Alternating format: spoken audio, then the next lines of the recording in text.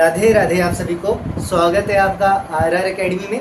और आज की इस वीडियो में हम कवर करने वाले हैं क्लास 10th का चैप्टर 1 डेवलपमेंट। तो चलिए स्टार्ट करते हैं। देखिए बच्चों, जो चैप्टर 1 डेवलपमेंट है ये बहुत इजी चैप्टर है, बट हमें कुछ इसमें डेफिनेशन समझनी है जिससे हम चैप्टर को और क्लियरली समझ पाएँ। आप डेवलपमेंट वर्ड से क्या समझते हो, पहले मुझे बताओ। हिंदी में सबको इसका अर्थ पता होता है, विकास। डेवलपमेंट का मतलब क्या होता है? विकास। पर अगर हम इकोनॉमिक्स की टर्म में बात करें तो डेवलपमेंट का मतलब क्या है?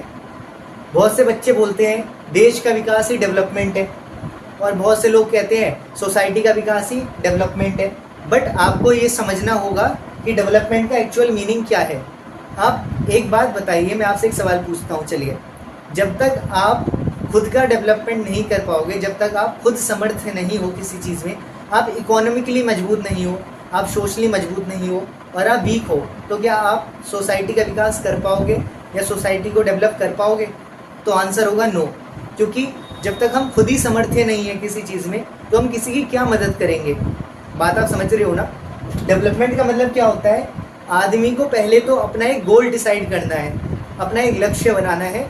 इंसान की बहुत सारी डिज़ायर्स होती हैं, डिज़ायर्स मतलब इच्छाएं, और उन डिज़ायर्स को पूरा करने के लिए आदमी एक एम बनाता है, मैं ये करके रहूँगा, और उसकी बाद अपनी इच्छाएं पूरी करता है। और कुछ ज़रूरतें भी होती हैं, नीड्स। तो डेवलपमेंट का मतलब क्या है? ये एक ऐसा प्रोसेस है जिसमें आदमी वर्क करता है अपने गोल्स को अचीव करने के लिए, और जब वो अपने गोल्स को अचीव कर लेता है तो उसके बाद वो क्या कर सकता है? सोसाइटी का भी विकास कर सकता है, और उसी के साथ साथ नेशन का भी विकास कर सकता है। As we all know that development is a process in which a person works according to achieve their goals so that development could be done। Development का मतलब है ये एक ऐसा प्रोसेस है जिसमें आदमी वर्क करता है ताकि वो अपने गोल्स को अचीव कर सके।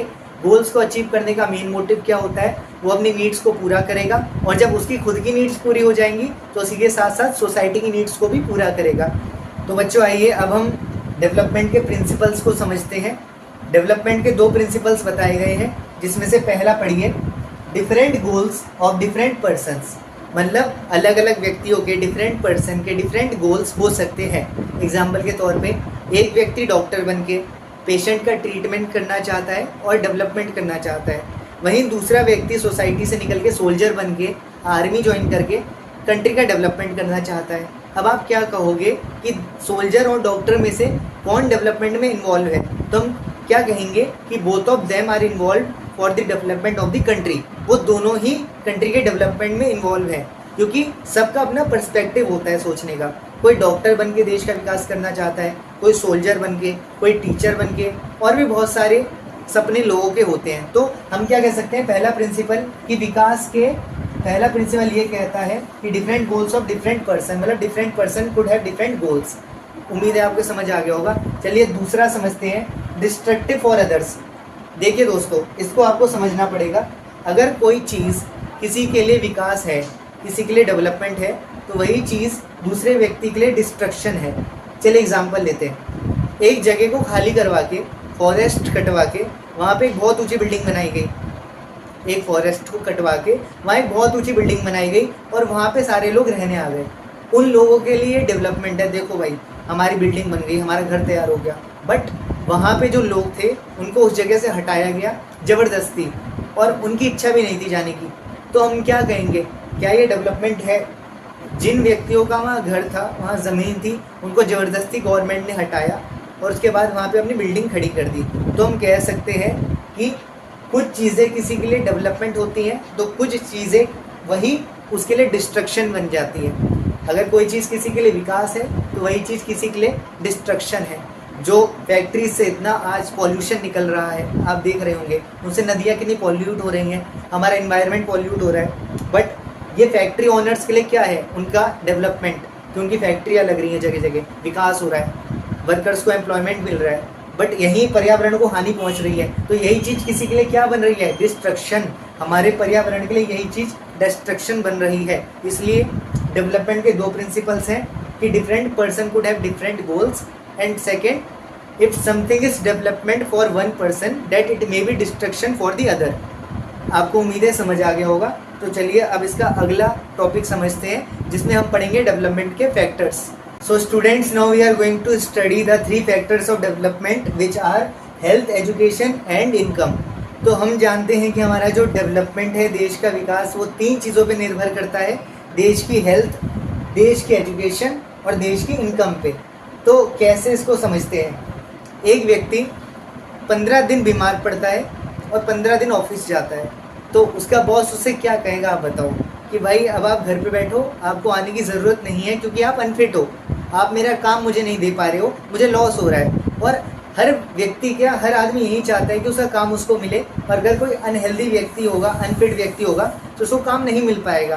तो पहला फैक्टर होता है कि हमको हेल्थ पे बहुत ज़्यादा ध्यान देना पड़ेगा, हेल्थ के फैक्टर्स को इम्प्रूव करना पड़ेगा। अगर कोई आदमी बीमार है तो उसको हेल्थ फैसिलिटी प्रोवाइड करवाई जाए, ऐसी चीज़ें उसको दी जाए कि उसका इलाज हो सके, ट्रीटमेंट हो सके और वो फिट रहे। तो पहला फैक्टर क्या होता है? हेल्थ। दूसरा एजुकेशन।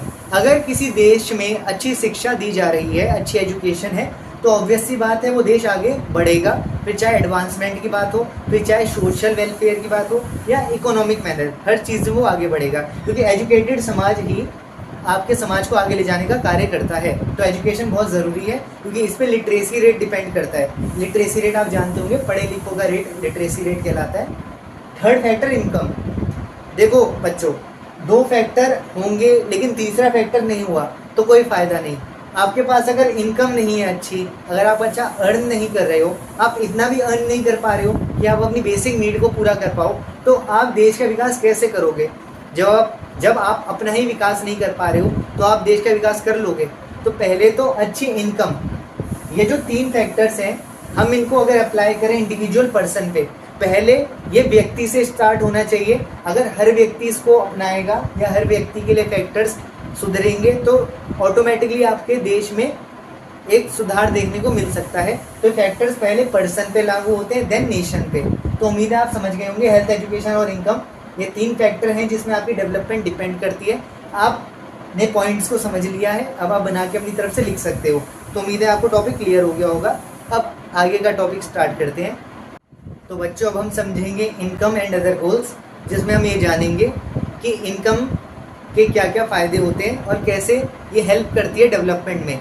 देखिए, अगर कोई व्यक्ति काम कर रहा है तो वो पैसे के लिए कर रहा है, चाहे कोई भी कर रहा हो, ताकि उसकी बेसिक नीड पूरी हो सके। आप जानते हो, अगर आदमी किसी जगह वर्क कर रहा है तो क्यों कर रहा है? ताकि उसको अच्छी सैलरी मिले, उसकी नीड्स पूरी हो सके, वो अपनी फैमिली को फुलफिल कर सके, उसके साथ साथ सोसाइटी के लिए भी डेवलपमेंट कर सके। अगर किसी आदमी की सैलरी कम है और वो अपनी बेसिक नीड्स को ही पूरा नहीं कर पा रहा, तो उसकी इनकम का कोई फ़ायदा नहीं है, क्योंकि उसकी बेसिक नीड ही पूरी नहीं हो रही। इनकम मंथली बेसिस पे भी निकाली जाती है, ईयरली बेसिस पे भी निकाली जाती है और डेली बेसिस पे भी निकाली जाती है। जैसे कोई दिहाड़ी पे काम करता है तो 500 रुपये उसको दिन का मिलता है, तो डेली वेज इनकम में ये आ जाता है। किसी को 30 डेज़ का अमाउंट मिलता है, 30,000, 40,000, 20,000, तो ये उसकी मंथली इनकम हो गई। और उसी के साथ साथ सालाना इनकम भी निकाली जाती है, ईयरली इनकम जिसको हम कहते हैं। तो उम्मीद है आपको समझ आ गया होगा कि इनकम जो है बहुत इंपॉर्टेंट कंपोनेंट है डेवलपमेंट का। Income is the most important component of development. People look at mix goal for development. Other goals are respect, equality, health and better facilities. देखो बच्चों, अगर कोई व्यक्ति किसी कंपनी में काम कर रहा है और उसको 50,000 सैलरी मिल रही है, एग्जाम्पल ले रहे हैं हम, 50,000 उसको सैलरी मिल रही है, बट उसको बहुत ताने सुनने पड़ रहे हैं, उसकी कोई रिस्पेक्ट नहीं है, सब उससे बदतमीजी से बात करते हैं, उसका ऑनर भी उसको ताने देता है, तो क्या वो वहाँ रुकना पसंद करेगा? आप खुद दिमाग लगाओ। जिस आदमी की रिस्पेक्ट नहीं है, आप उसको वहाँ, वो कैसे रह सकता है? और उससे बहुत बुरा बर्ताव हो रहा है। तो ये ज़रूरी नहीं है कि खाली इनकम ही एक गोल है, उसके अलावा और भी गोल होते हैं, जैसे respect, equality, health and better facilities. किसी कंपनी में कोई काम कर रहा है और वहाँ भी उसको हेल्थ फैसिलिटीज़ नहीं दी जा रही, तो उसका काम करने का कोई फ़ायदा है? जो फैक्ट्रियों में वर्कर्स से काम करवाया जाता था पहले, तो मतलब जो माइनिंग वगैरह करवाते थे, तो इतना हार्मफुल वो उनके लिए होता था कि उनको लंग्स डिजीज़, हार्ट डिजीज़ ऐसी प्रॉब्लम होती थी और मालिक उनका बिल्कुल ध्यान नहीं देते थे। तो ऐसे में तो मालिक का फ़र्ज़ बनता है कि आप रिस्क पे अगर उनको भेज रहे हो तो उनको हेल्थ फैसिलिटीज़ प्रोवाइड करवाओ। तो हेल्थ के साथ साथ और भी बहुत चीज़ें हमने देखा कि खाली इनकम कोई मेन फैक्टर नहीं है। इनकम तो है, लेकिन उसके साथ साथ respect, quality, health, better facilities और भी बहुत सारे गोल्स हैं जो इंसान को पूरे करने होते हैं। तो ये उम्मीद है आपको इतना समझ आ गया होगा। So now students, our topic is national development. तो इसको स्टार्ट करने से पहले I am going to giving you a review.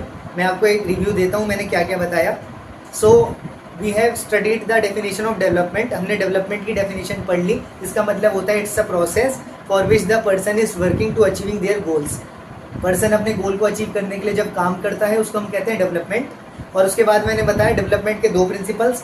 पहला प्रिंसिपल क्या कहता है कि अगर डिफरेंट पर्सन है तो उनके अलग अलग गोल्स होंगे, जैसे मैंने डॉक्टर और सोल्जर का एग्जांपल आपको दिया।